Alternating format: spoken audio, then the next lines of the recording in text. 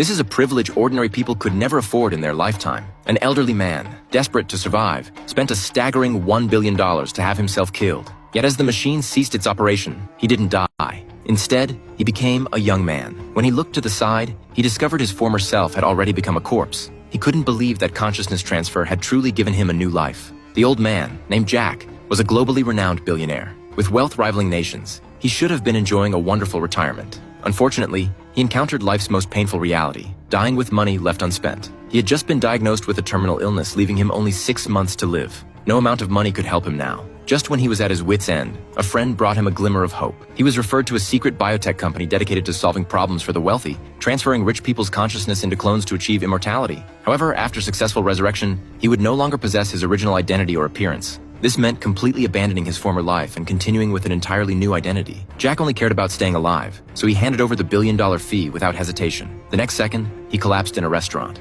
When he was loaded into the ambulance, he discovered all the medical staff were actually from the biotech company. Upon arriving at the laboratory, Jack was told he couldn't have any metal devices on his body, and once the surgery began, it couldn't be stopped. Having no remaining attachments, Jack gave David an affirmative response. After a blinding flash of light, he successfully transferred to his brand new body. Initially, he felt rejection toward the new body, but after a month of training, Jack had completely adapted to his new form. Occasionally, he would experience strange hallucinations. David told him this was normal and would gradually improve with regular medication. Having gained a new life, Jack naturally didn't take it seriously. After seeing his daughter's death announcement, he completely let go of any lingering concerns. David provided him with a new identity, complete with a luxury car and mansion. But these weren't what he wanted. His first priority was to experience the joys of being a young, vigorous man. He indulged recklessly in the pleasures his rebirth brought. However, good times didn't last. One day, just as he was about to take his medication, his girlfriend dragged him off to exercise. When he came to his senses, he was suddenly struck by a splitting headache. He frantically reached for his pills but collapsed before he could take them. In his mind,